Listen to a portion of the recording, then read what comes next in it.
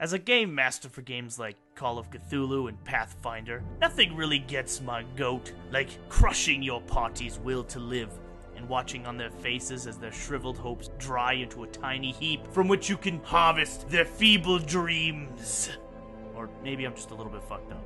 But speaking as somebody who comes from that background, a game like Darkest Dungeon is really going to pique my interest. Darkest Dungeon was developed by an indie outfit called Red Hook, through funds they got through Kickstarter. This is a great example of when crowdfunding does something right, as opposed to what it usually does, like this! And before I get started descending into this game, let me let you know that this is an early access title. Now, early access titles, they're not entirely complete. There's still some content and features that need to be added to the game, and given 2 weeks' time, it could be a completely different game about ponies or crabs or something. Take this all with a grain of salt, and the understanding that this might all change. Darkest Dungeon literally opens with a message that states, "This game is about making the best of a bad situation." So you know we're all in for a great ride. Sunsets, ponies, unicorns. I'm so excited! Darkest D's gameplay focuses on roguelike elements mixed with a turn-based combat and dungeon crawling. Pretty great. The whole game is designed, though, to break you. It is challenging. It is not an easy experience. It's one that you need to step back and understand that you will not be able to do perfectly. Things will go wrong.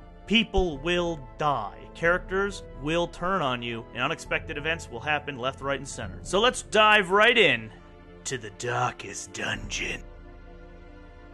Darkest Dungeon's core gameplay focuses on dungeon crawling, which, pretty obvious. Exploring dungeons is done through the minimap at the bottom of the screen. It's a pretty simple system. You select a room, press the fucking key, you walk through the corridor to that room. It's pretty fucking easy. These corridors might be filled with all sorts of unspeakable horrors. Or bags full of loot, who knows? And when you arrive at the room, it may also be filled with unspeakable horrors. Or bags full of loot. There's a lot of bags full of loot and a whole lot of unspeakable horrors in this game. One of the only downsides to this fun and interesting exploration method is that the dungeons are all randomized. Therefore, you might find yourself having to backtrack around a branching dungeon, which can take a considerable amount of time, as the walking is not terribly quick, and the dungeons can be long and winding. The game's combat, the other half of the dungeon crawler pie, is also fantastic. The game's combat revolves around turn-based fighting with a heavy emphasis on positioning. Certain character classes are more effective in certain positions within your party, as their abilities are more tailored for them. Standing at front, a crusader is more likely to do a lot of damage and take a lot of the brunt for his party, while an occultist is much more effective in the back, using some of his spells to weaken or damage the enemy. Now, party members have a large variety of abilities. Certain ones can change around. You can have a frontline Vestal, or one that sits in the back and heals everybody all the time. It's a great system, and it's actually very fun to play. When it comes to combat, you better have made your sacrifices to RNGesus, because there is a lot of dice rolling going on. A single critical strike can turn a fight from a sure win to an almost certain loss, as it happened to me once, where my entire party broke after one attack. But even considering this, the combat is still fun and enjoyable, and definitely very heavy. You feel a lot of power when you're smacking somebody in the face with a sword.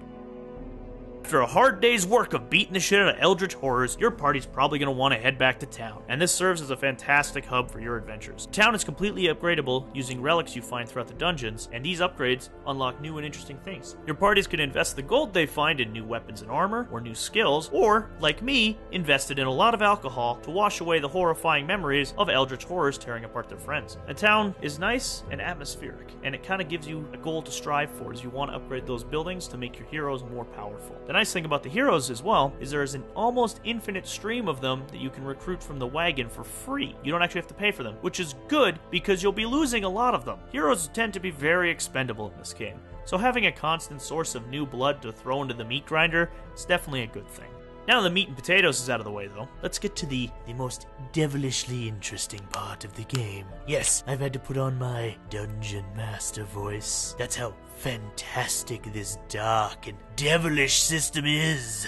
Now, as your party members travel through the dark and oppressive dungeons, they will slowly build up stress. When they reach their breaking point, can manifest in a lot of very unhealthy behavior. A highwayman can become an abusive asshole, taunting his party members for their failed attacks. A crusader may become hopeless, losing his will to fight against the evils that besiege him. but there's also great courage found in adversity. A stalwart hero may find new power in his attacks, unleashing his anger upon his enemies, or find new sources of courage, inspiring his allies to greater deeds. This is all reinforced by an interesting quirk system, which gives party members kind of a more human feel. Every member of your party has quirks that can be either good or bad. They could be things as simple as being a known cheat and unable to gamble, or having hemophilia, or having syphilis. Everybody has syphilis in this game. Seriously, everybody has syphilis in this game. What the fuck? Quirks can be picked up or lost as you go, and a sanitarium can remove certain ones that you may find a little bit troublesome.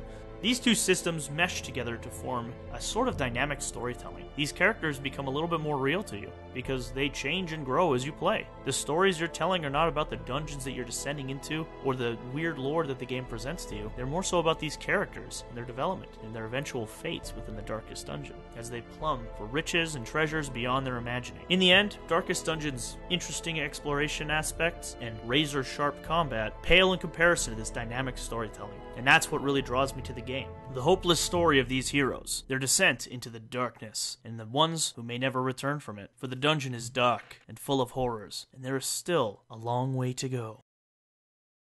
Hey guys, thanks for coming out and checking out my little video on Darkest Dungeon here. It's a game I'm really excited about, and I'm really excited to see how it grows. But while we're waiting for that growth, you feel free to check out some of my other videos. I've posted a few links on the page here. Thanks very much, and like and subscribe if you enjoyed this.